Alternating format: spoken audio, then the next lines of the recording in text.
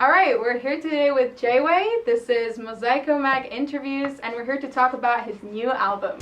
No, I'm not okay now, and I can't wait for you to go away now. Did anybody ask if you could stay now? I wouldn't have it any other way now. Go away. No, I'm not okay now.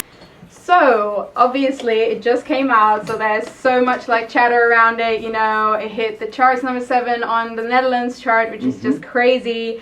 And it's called NINO, aka No, I'm Not Okay. No, I'm Not Okay. Also one of the names of the songs. Yep. So it's inspired by Avril Lavigne, right? You can already hear it.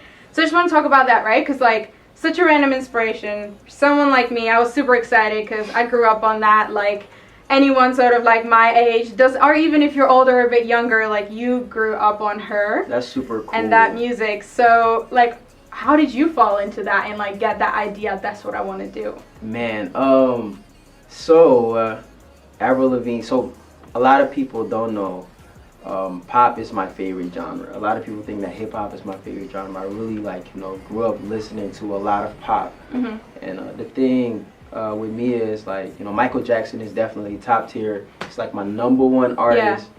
Yeah. But then when Avril Lavigne broke into the scene, what was different about her was just the punk edge to her music. Yeah. No, it was just the rebellious, you know. So I just really catered to that.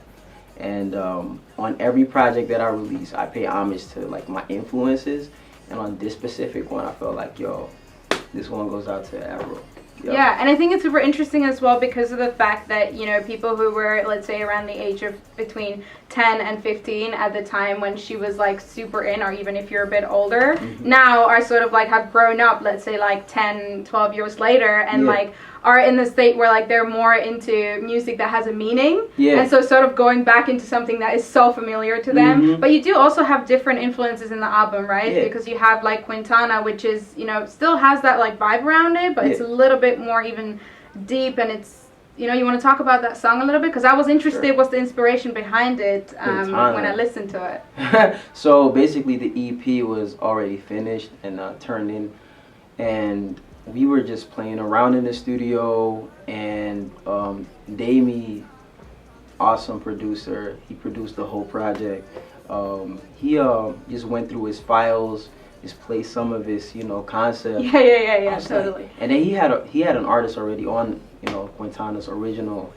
Oh, project. really? Yeah. Oh, damn. And I was like, man, I want this. Like, yo, he kind of snapped, but I don't know, man. Let's try something out. And if you prefer this one, then we might have to just send him a message. And so we tried something. He was kind of about it, but I think after just finishing the whole joint, man, he just gave in. He was like, yo. And the artwork for it is super dope as well, like the one with the water. You said that you can't swim, right? That I thought that was like hilarious when you wrote that, cause that was so last minute too, cause like the project has been turned in for like months, and then I felt like I really wanted to give people an experience. So like 2 weeks before the project, I believe, I was like, I was in my room, chilling with a friend. I was like, this is what I hear when I listen to this project. And then this is what I see when I listen to this song, Quintana. And then the person, we just bounce ideas. And then at a certain moment, we just came up with the idea of just being underwater. Because the hook says it, my head under the water. I feel like. No, it makes complete sense. Like, right? You imagine it, but as well the fact that you did that for, someone who is. Like, you were out there, and your videos are already on point, but this is sort of like another step, because you can't just go on the street and do it. Like, you go to someone's apartment, and you just, do that shit, right? Exactly. So, I was like, man, and then, my friend was like, yo, do it. Just, find a spot where That's what you need. You need friends who are going to push you over the edge. It's like, oh, I got a thought, just do it, man. It doesn't matter if it's crazy, whatever, just do it. Right. And we had no time to, shoot a full video. I was like, yo, what if we do, a little content shot for multiple songs, and then we shot 3 videos in one day: the Quintana song, Hometown Blues, and the If It Ain't Forever joint, all on one day. Productive. And man, the Quintana shoot, the underwater shoot, was the most epic one. I can't swim, Yeah, that's it's what I not thought safe was for like the me. most hilarious So thing to me- about it is the fact that you said like you literally wrote it when you posted like, yeah, I almost like Right, died y'all for this, better like, share I this can't mug, spit it, yo. exactly. Man, and like that mug was worth it because the anticipation build for the project is frozen, and just people like I gained a lot of new fans like based off people sharing that mug, and then like on Shazam before the project was out, we had hundreds of Shazams over that Quintana song, and it's not even out yet. So I was like, whoa, people like really anticipate on that song, so it's really cool. Yeah, I mean, that's like the visuals like- these days are so important, right? Like, I Yeah. mean, that's why people still make music videos, even though you don't have it like on MTV and stuff all the Right. time. It's the visuals that add to the song itself because you can read the Exactly. lyrics and all that, but the visuals add sort of a bit more of an insight into your mind Exactly. about what you're thinking about when you wrote that shit. So Exactly. And it was the fact it was last minute plus it's not an official video, so shout outs to Yeah. the label for trusting me with this vision, man. Like I'm like, yo, this is gonna work, trust me, and they really trusted me. So yeah, so that's another thing that really I think is interesting, and maybe you don't see it that much with artists behind unless you decide to necessarily share it. But you are under a label, and Yeah. how has that sort of been for you in releasing an album? Because obviously you can see there is so much work put into this album, and there just Yeah. is so much into it that the label could decide they don't want to spend this much into that, and so obviously you do have a very supportive label. They are super supportive. They really trust the vision, and it's only an EP. It's not even an album. Yeah. It's an EP, and people like already like just treat it as if it's an album. Everybody telling me it's an Yeah. album, like love your album, love your album. So I feel like that's just I guess a compliment. People experience it that way.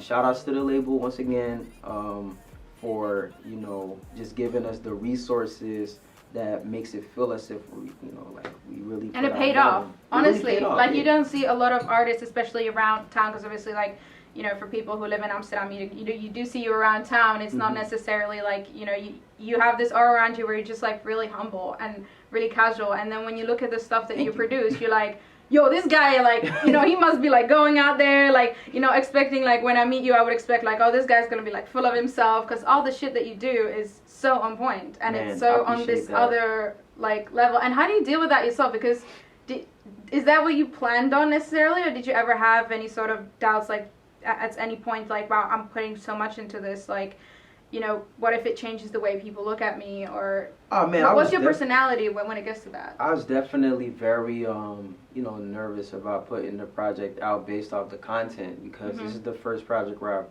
really brought people into my world. It's personal. and You it's can really you can personal. feel it when you Yeah. listen to it. Yeah. It was really personal. I felt like, because right before the release, I was like, man, are we really putting this out? I'm really like, exposing myself. Yeah, it's like the window into Can my we pull mind. back like, and yo, just, Yeah. I started getting like a little bit, nervous. But I felt like it was needed. I felt like people needed to hear the story, and maybe it could have like, sparked conversation among people. 100%.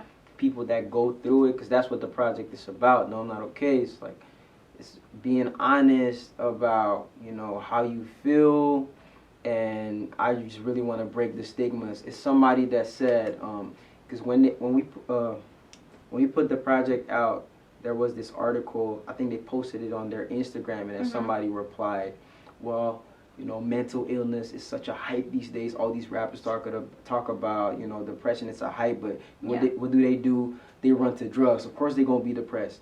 I was like, man, the fact that people see it as a hype, that's the reason why a lot of people don't speak out on it. It's a good thing that people speak out on, like, just depression, mental illness. Yeah, and So, also with like yeah. drugs and all that, it's such a sort of like, to me, a ridiculous statement, because like I'm someone very voiceful on that as well, and like our platform is in general, and I think like just sort of making that statement already it makes no sense, right? And also Right. specifically talking about men's mental health, that is so like such a small amount of representation in that, and just the fact that even if you think of it, like all of these songs that came out back in the Avril Lavigne days, like a lot of the male musicians, they were focusing on fuck the system and all of that, but you wouldn't have a lot of them singing about the stuff that specifically other punk, Absolutely. pop, rock artists, female ones were focusing on, and whether it was just heartbreak, because at the time being heartbroken shit was cool, but on another hand it exposed a lot of like behind the emo and punk culture, self-harm and all of that.